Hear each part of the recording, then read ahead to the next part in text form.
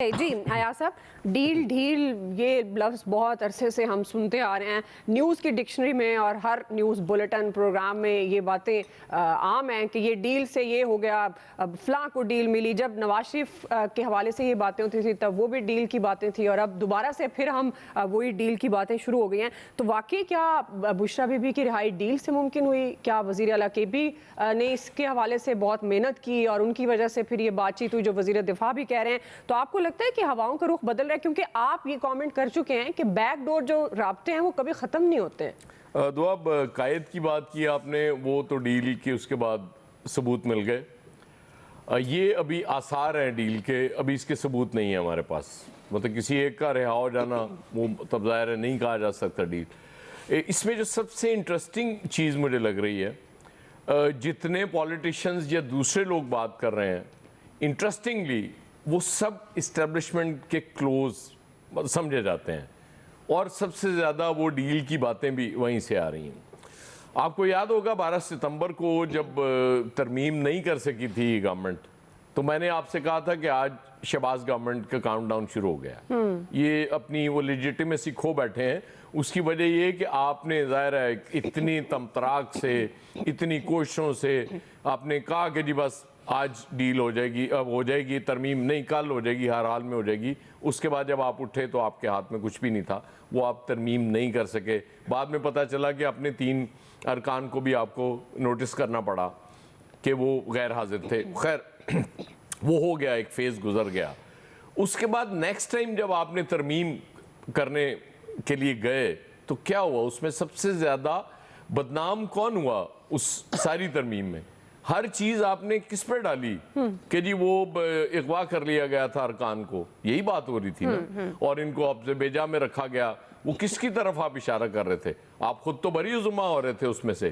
اور پھر وہ جو ترمیم کی آپ نے، اس میں جن لوگوں پہ آپ وہ الزام لگنے دے رہے تھے، ان کے لیے کیا کیا آپ نے؟ اس میں کچھ بھی نہیں۔ آپ نے وہ جو ترمیم کر لی، مطلب اس کے نتائج ابھی تک کیا ہیں؟ اس کے نتائج مجھے بتائیں نا۔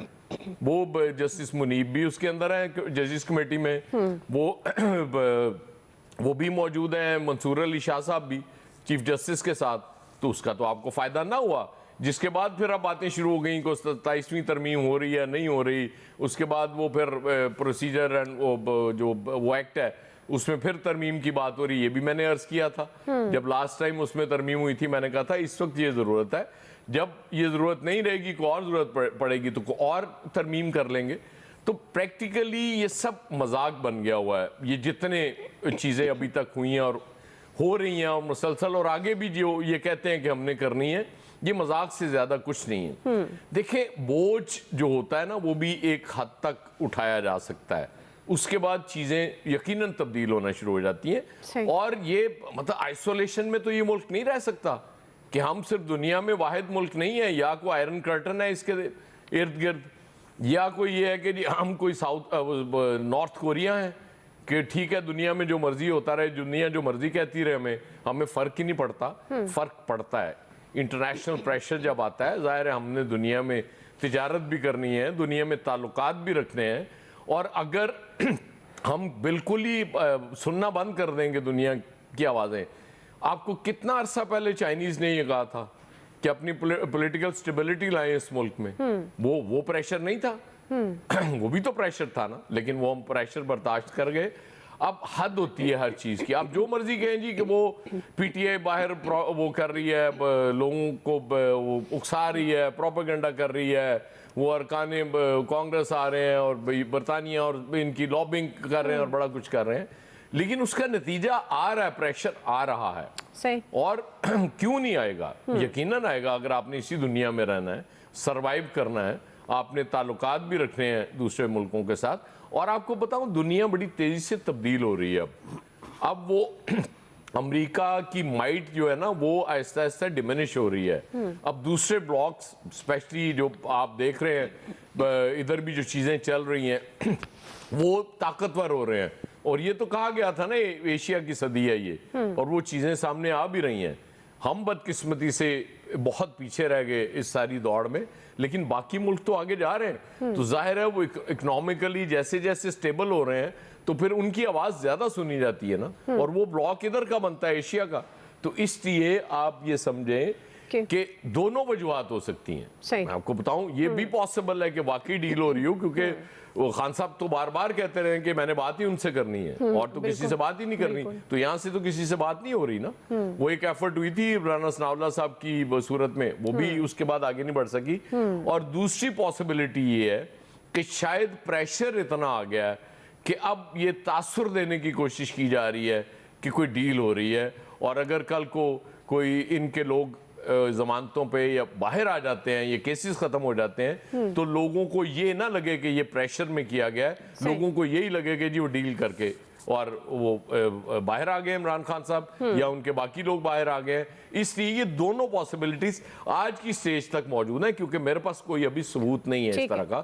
ثبوت مل جائے گا, ظاہر ہے یہ زیادہ ٹائم نہیں لگے گا. صحیح ہے. جی عامر صاحب آپ کو کیا لگتا ہے یہ ڈیل کے نتیجے میں فیصل وابڈہ کچھ عرصہ پہلے کہتے رہے, اب کیونکہ شاید وہ کہتے ہیں نا کہ ہم نے تو اپنا مائنڈ سیٹ ایسا بنا لیا ہے کچھ عرصے سے, جو ہماری پولیٹیکلی ایکٹیویٹیز ہیں, کہ جب وہ پکڑے جاتے ہیں تو ہم کہتے ہیں دیکھا یہ سیاسی انتقام ہے, جب چھوڑے جاتا ہے تو ہم کہتے ہیں ڈیل ہو رہی ہے, جی ان کو اب ان کی بات چیت ہو گئی ہے اور اسی لیے ان کو فیور دی جا رہی ہے. تو آپ کے خیال میں یہ واقعی ڈیل ہو رہی ہے یا یہ ایک پروسیس کا حصہ ہے, انٹرنیشنل پریشر ہے جس کی وجہ سے اب بس اس سے زیادہ برداشت نہیں ہو سکتا تو سوچا کہ چلیں جی اب فیور دینی قانونی طور پر دینا شروع کر دینی چاہیے؟ ساری باتیں درست ہیں. ایاز صاحب نے کہا آئرن کرٹن, اصل میں وہ تو پتہ نہیں ہے کہ نہیں, لیکن آئرن بالٹی تو ہم نے دیکھی ایک لیڈر کے چہرے پہ کہ وہ نکلتے ہوتے تھے سیاہ چادر وہ لوہے کی لے کے, برقع لگا کے کہ میں نظر نہ آؤں, کوئی ان کو بتایا گیا تھا, یہ تو ہم نے دیکھا تھا. اور نوید صاحب کہہ رہے تھے رائٹ ٹو فیئر ٹرائل, یہ وہی رائٹ ٹو فیئر ٹرائل ہے جو واشنگٹن میں جلسے میں کھڑے ہو کے عمران خان کہہ رہے تھے کہ نواز شریف تمہارا میں اے سی اترواؤں گا آ کے. وہ کہتا تھا تمہیں ڈلوا دیا شاید خاقان عباسی, بہت کہتے تھے تم جیل جانا ہے. یہ رائٹ ٹو فیئر ٹرائل اس وقت کا وزیر اعظم جلسوں میں کہتا تھا.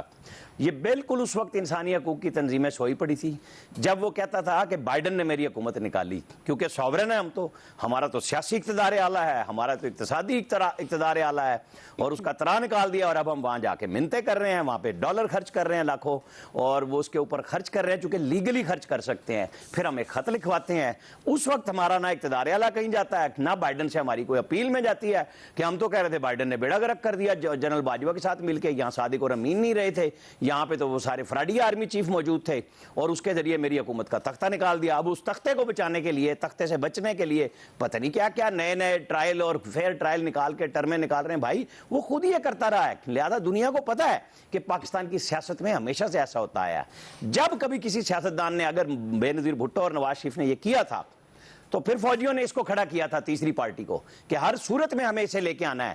جو جنرل پاشا اور جنرل ضیاء الاسلام اور یہ سارے یہاں پہ جو لے کے چلتے پھرتے رہے, اس کو گڑیا میں بٹھا کے پہنچاتے تھے, لاڈلے کو چاند دیا ہوا تھا وہ کھیلنے کے لیے کہ ہر چیز مارو, ایسی کی تیسی پاکستان کی پھیری. تو ابھی اقتدار اعلیٰ تھا تو وہ روک لیتے, وہاں سے امریکہ کا پریشر تھا کیوں دیا ہمیں, آئی ایف ایف نہ دیتے. بھائی ہر ملک کا اپنا سودا ہے, سیدھا سستا ہے, انہیں پتہ ہے یہ بے راہ رو سیاستدان ہے, سب کو اپنے اپنے مفادات ہیں, یہاں پہ کسی کو پاکستان سے غرض نہیں ہے. ہم اور آپ لڑتے ہیں پاکستان کے لیے, یہ سیاستدان ہر ایک کی اپنی نیڈ ہے اور گریڈ ہے, اس کے لیے وہ کرتا ہے. اس کے لیے اب آپ نے خواجہ آصف اور اس کا نام تو لیا شرجیل میمن کا, لیکن جس کا نام لیا لیڈ میں اور فارورڈ بلاک میں جس کا نام آ رہا ہے اس کا نام لطیف کھوسا ہے. وہ کیوں کہہ رہا ہے نومبر میں, اور ان کی کتنے بیانات آئے ہیں, وہ ہر مہینہ اٹھا کے دیکھ لیں. شیخ میں یہی کہہ رہا ہوں کہ آپ نے نام لیا ان کا کہ یہ وہ کس کی نمائندگی کر رہے ہیں جب وہ کہہ رہے ہیں کہ آ رہے ہیں, تو کون ڈیل لے رہا ہے؟ یہ فارورڈ بلاک میں جا رہے ہیں کیا لطیف کھوسا صاحب؟ یہ جو بات ہو رہی ہے کہ جی کیا ہو رہا ہے, کہ بن رہا ہے نہیں بن رہا ہے, بھائی یہ ہر پارٹی میں ہر بندہ روزانہ یہی بات کرتا ہے, اس کے پاس بیچنے کو چورن کیا ہے. بالکل ان کی بہنوں کے ساتھ زیادتی ہوئی, ان کے اوپر بارود ڈالا گیا, غلط کیا. میں ہر پہلے دن سے کہہ رہا ہوں ان کو آپ نے ریسٹ کرنا تھا, اٹھا کے کسی دوسری جگہ چھوڑاتے کہ جی آپ چونکہ مجمع میں آ رہی ہیں اور ایک خلفشار پیدا کر رہی ہیں, بس اس حد تک بہت تھا. غلط بات تھی. उनको अब जमानतें तो मिल गई, उसमें कौन सी डील हो गई। हाँ, जो उनकी वाइफ हैं 9 महीने बाद मिल गया, बहुत है, काफी हो गया भाई, आप सजा दिलवा लें या फिर आप जमानतें दें, जो राइट है। अभी भी हाई कोर्ट में इमरान खान का केस लगा हुआ है कि 190 मिलियन पाउंड में, वो अगले हफ्ते पे चला गया कि ना ये पेश हो रहे हैं। अब कोई 25 दफा तो ये वापस जा चुके हुए हैं कि जी हम अभी जरा नहीं करेंगे। तो दोनों तरफ से एक ही जैसा काम हो रहा है कि या फाइनल करा लें, सजाएं करा लें, नहीं करा लें। हमारा लीगल सिस्टम भी इसी तरह है, लीगल जूरिस्प्रूडेंस किसी वक्त ब्लैक लॉ डिक्शनरी से निकलती है कि पनामा का केस था जिसमें कुछ नहीं निकला तो अकामा में सजा दे दी। अब यहां पे दूसरे केस चल रहे हैं, तो फेयर ट्रायल किसको मिला है भाई?